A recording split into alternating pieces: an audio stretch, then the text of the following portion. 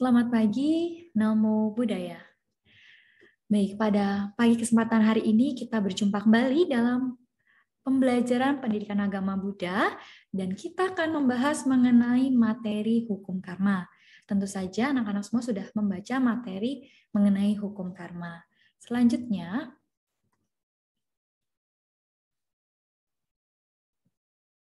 apa sih hukum karma itu? Nah, menurut anak-anak semuanya, hukum karma itu apa? Jadi bisa langsung pikirkan, Miss Dia beri waktu 10 detik untuk berpikir, apa itu hukum karma? Oke, sudah selesai? Sudah tahu jawabannya? Disimpan terlebih dahulu ya. Selanjutnya, perhatikan gambar tersebut. Kira-kira apa sih makna dari gambar tersebut ini? Sudah bisa tahu jawabannya? Disimpan dulu 10 detik. Baik, kalau sudah tersimpan, kita lanjutkan lagi. Nah, jadi karma atau kama dalam bahasa Sanskertanya atau kama dalam bahasa Pali berarti tindakan atau perbuatan. Semua tindakan yang disengaja baik secara mental, verbal, maupun fisik dianggap sebagai karma. Hal ini meliputi semua yang termasuk dalam pikiran, ucapan, dan perbuatan jasmani. Semua tindakan yang kita dasari dengan kehendak, baik itu perbuatan kehendak baik maupun buruk, itulah yang disebut karma. Jadi, untuk teman-teman semua, untuk anak-anak semua, ketika kita memiliki kehendak untuk melakukan sesuatu, entah itu kehendak baik maupun kehendak buruk, itu sudah disebut dengan karma. Jadi, kita harus berhati-hati dalam bertindak, kita harus memiliki kehendak yang baik agar buah karma pun menghasilkan buah karma yang baik. Selanjutnya, Sang Buddha mengatakan dalam Anguttara Nikaya, aku mengatakan, oh para biku, bahwa kehendak adalah karma. Dengan memiliki kehendak, seseorang melakukan perbuatan baik melalui badan jasmani, ucapan, dan pikiran. Nah, jadi kehendak atau karma bukan hanya melalui badan jasmani saja, tetapi ucapan dan pikiran kita ketika memiliki kehendak yang baik, terjaga dengan baik, maka itu juga akan menghasilkan buah karma yang baik. Begitu juga dengan sebaliknya nih anak-anak. Ketika kita melakukan hal yang buruk, berucap kasar, dan memiliki pikiran yang jahat untuk melukai orang lain, itu juga sudah disebut dengan karma, karena kita sudah memiliki kehendak untuk melakukan hal yang buruk. Selanjutnya, apa perbedaan antara kama dan vipaka? Oke, silakan. Miss Tia beri waktu 10 detik untuk berpikir. Sudah tahu jawabannya ya? Disimpan terlebih dahulu. Kama adalah aksi, sedangkan vipaka itu adalah reaksinya. Jadi karma itu seperti benih yang memiliki potensi untuk tumbuh. Sedangkan vipaka dapat dianggap seperti buah yang muncul pada pohon sebagai akibat atau hasilnya. Jadi, ketika anak-anak semua melakukan perbuatan baik, misalkan contohnya berdana. Nah, ketika kita berdana, itu merupakan kehendak yang baik, aksi yang baik, sehingga wipaka yang kita dapatkan bisa juga merupakan kebahagiaan, karena kita sudah berbagi kepada orang-orang yang membutuhkan. Selanjutnya, dalam Samyutta Nikaya juga, sesuai dengan benih yang ditanam, demikianlah buah yang kita petik. Pembuat kebajikan akan menuai kebahagiaan, dan pembuat kejahatan akan menuai kesengsaraan. Taburkanlah ke benihnya, dan engkau akan merasakan buah daripadanya. Nah, jadi dari Samyutta Nikaya ini, kita mengetahui bahwa karma itu selalu ada dalam diri kita, selalu berada dalam ruang lingkup kita. Jadi ketika anak-anak semua melakukan sesuatu, memiliki kehendak yang ingin kita lakukan, cobalah kita renungi lagi, kita perhatikan apakah kehendak itu adalah kehendak yang baik ataukah kehendak yang buruk. Ingat, setiap kehendak yang kita lakukan, baik melalui badan jasmani, ucapan maupun pikiran, itu akan berbuah pada kita. Ingat, karma dan vipaka selalu mengikuti, seperti bayang-bayang. Ketika kita pergi ke arah manapun, bayang-bayang kita pun akan selalu mengikuti. Bayang-bayang tidak akan pernah meninggalkan kita.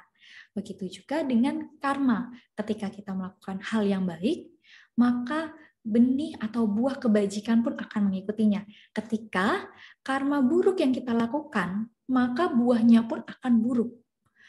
Seperti ada contoh buah mangga. Ketika kita memiliki bibit buah mangga, kita rawat dengan penuh kasih sayang, kita berikan pupuk, kita siram, dan lain sebagainya, kita rawat dengan baik, maka akan menghasilkan buah yang banyak dan manis. Berbeda dengan kita diberi buah bibit mangga, kita tanam, kemudian kita tidak pernah merawatnya, apa yang akan terjadi?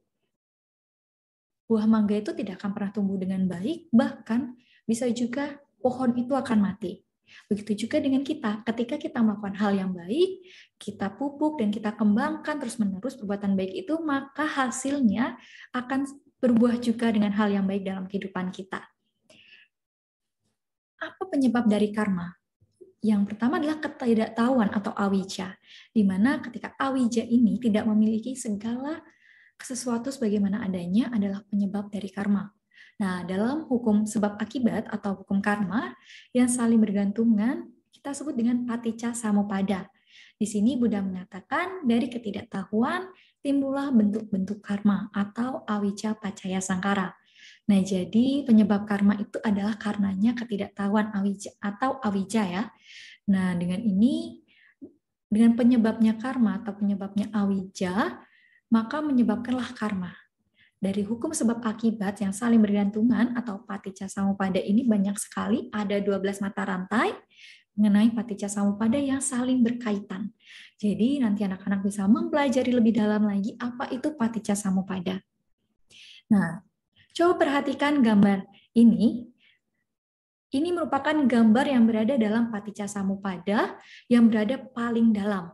Nah, silakan teman-teman untuk mendeskripsikan kira-kira apa makna dari gambar tersebut. Ada ayam, babi, ular, kemudian juga ada pinggirnya ada gambar orang. Silakan kalian deskripsikan dengan baik. Oke, sudah. Selanjutnya Miss dia juga punya pertanyaan. Mengapa setiap orang itu berbeda-beda? Ada yang tampan, ada yang buruk rupa, ada yang kaya, ada yang miskin, ada yang sehat, ada yang berpenyakitan. Sudah tahu untuk jawabannya? Oke, silakan dari pertanyaan-pertanyaan yang tadi Miss Dia berikan, teman-teman sudah mengetahui jawabannya, bisa langsung menuliskan di kolom komentar, atau bisa mengetiknya di Word dan nanti kirim ke Miss Dia. Jadi silakan ditulis, deskripsikan menurut teman-teman semua.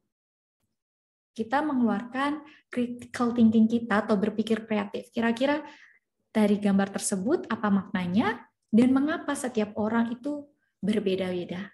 Selanjutnya, Miss Dia punya video, silakan diperhatikan.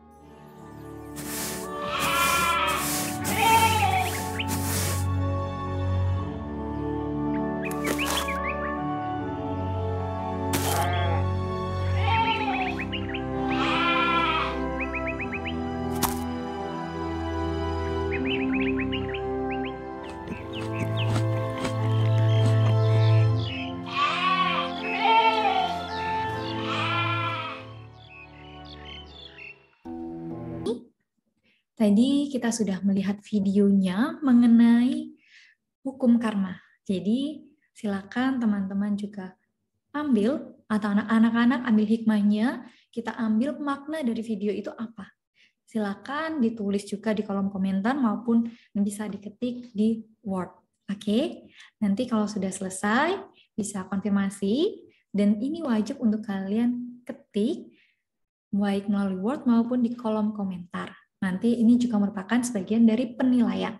Bagaimana keaktifan anak-anak dalam memperhatikan, dalam mengembangkan critical thinking, dan kita kreatif dalam menghadapi suatu masalah.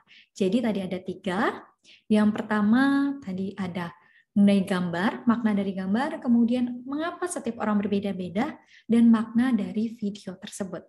Kemudian nanti Miss Dia akan kirimkan link tentang materi kita pada hari ini, di mana untuk evaluasi berupa game edukasi, silakan kalian kerjakan dengan waktu yang sudah Miss Dia tentukan. Baik, demikianlah pembelajaran kita pada hari ini mengenai hukum karma. Semoga anak-anak semua bisa memahami dengan baik, dan apabila ada yang perlu ditanyakan, bisa langsung menghubungi Miss Dia. Terima kasih, selamat pagi, Namo Buddhaya.